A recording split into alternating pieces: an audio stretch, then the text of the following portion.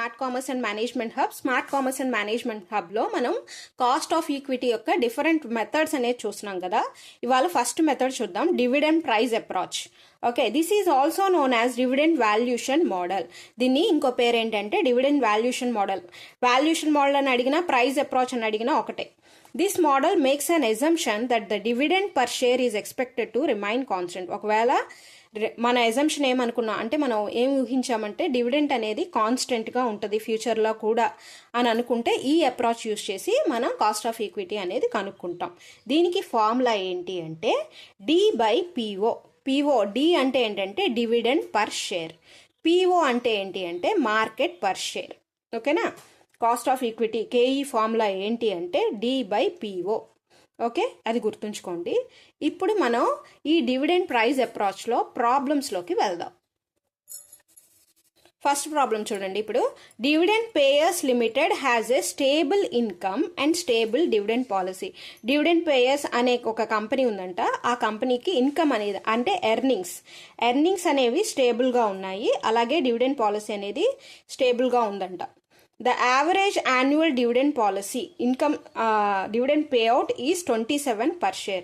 ఎప్పుడైతే వాడు ఏం కనుక్కోమంటున్నాడు, అసలు డివిడెండ్ ప్రైస్ అప్రోచ్లో కనుక్కోమంటున్నాడు. ఏమని చెప్తున్నాడు అంటే డివిడెంట్ అనేది కాన్స్టెంట్గా ఉంది అని చెప్తున్నాడు. The average annual dividend payout is ₹27 per share. అంటే డివిడెండ్ పర్ షేర్ ఇచ్చేసాడు. ఓకే, డిపిఎస్ ఇచ్చేసాడు. అంతా పర్ షేర్కి మనం ₹27 పే చేస్తున్నాం డివిడెంట్. ఓకే, ఒక షేర్కి ₹27 మనం పే చేస్తున్నాం. Face value ₹100. అంటే ఎంత పెట్టుకున్నారంట, ₹100కి ఫేస్ వాల్యూ. అంటే నామినల్ వాల్యూ నేను ఆల్రెడీ చెప్పాను. ఫేస్ వాల్యూ అంటే ఏంటంటే కంపెనీ షేర్ని అమ్మడానికి ఒక ప్రైస్ అనేది ఫిక్స్ చేస్తుంది.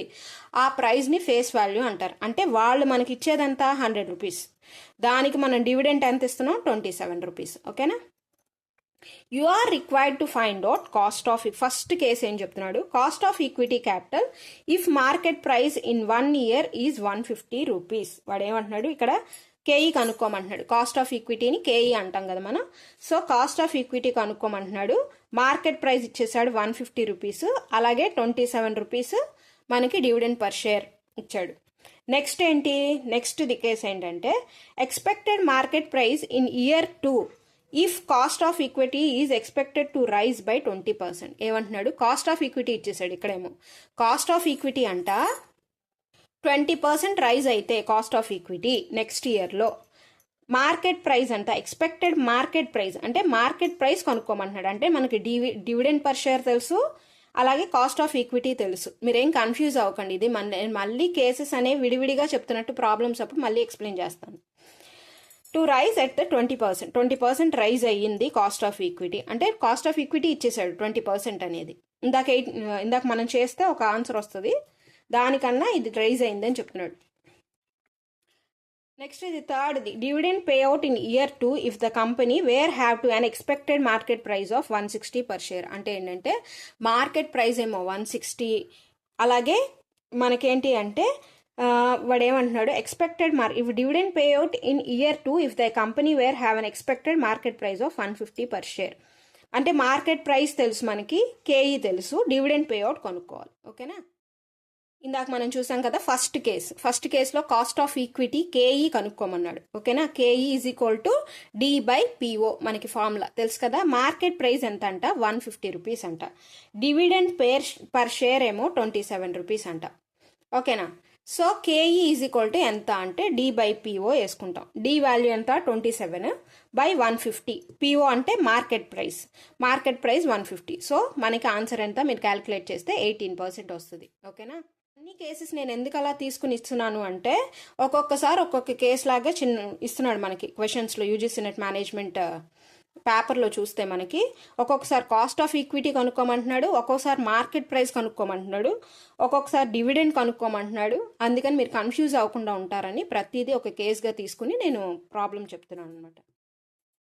Next the cost of equity given find market price కనుక్కోమని ఇచ్చాడు. కాస్ట్ ఆఫ్ ఈక్విటీ మనకు తెలుసు, కాస్ట్ ఆఫ్ ఈక్విటీ 20%కి పెరిగింది అని చెప్పాడు.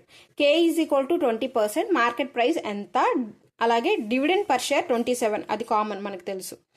సో కేఈ వాల్యూ ఎంత 20% అది మనం వేసుకుంటాం. అలాగే మనకి డివిడెండ్ పర్ షేర్ తెలుసు, అది వేసుకుంటాం.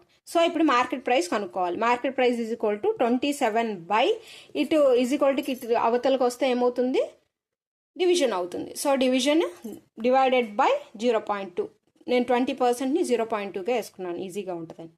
సో మార్కెట్ ప్రైస్ 135 రూపీస్ అనమాట. నెక్స్ట్ కేసు చూద్దాం. నెక్స్ట్ కేసులో ఏమన్నాడు, DPS is not given, dividend per share ఇవ్వలేదంట. మార్కెట్ ప్రైస్ మాత్రం 160 rupees, cost of equity same as అన్నాడు ఇందాక. సేమ్ యాజ్ అంటే ఇంత ముందులాగే.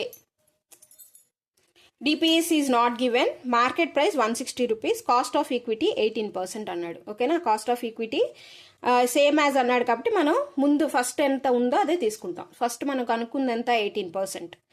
సో డివిడెండ్ పర్ షేర్ ఇవ్వాల, మార్కెట్ ప్రైస్ తెలుసు, కాస్ట్ ఆఫ్ ఈక్విటీ తెలుసు. ఇప్పుడు మనం ఫార్ములాలో సబ్స్టిట్యూట్ చేద్దాం. KE is equal to D by PO, అదే కదా మనకి. సో 18% కేఈ, డి వాల్యూ తెలియదు, మార్కెట్ ప్రైస్ తెలుసు 160. సబ్స్టిట్యూట్ చేస్తే మనకి 160 డివైడెడ్ బై 160 ఉంది, అటు వెళ్తే ఏమవుతుంది, ఇంటూ అవుతుంది, మల్టిప్లికేషన్ అవుతుంది, ఈజ్ ఈక్వల్ టు కావతలకి వెళ్తే. సో 160 ఇంటూ 18%, అప్పుడు డివిడెండ్ పర్ షేర్ ఎంత అవుతుంది, 28.80 రూపీస్. ఓకేనా, ఇక్కడికి డివిడెండ్ ప్రైస్ అప్రోచ్ అనేది అయిపోయింది. నెక్స్ట్ మెథడ్స్ అనేవి నెక్స్ట్ వీడియోస్లో తెలుసుకుందాం. Thanks for watching. Thank you.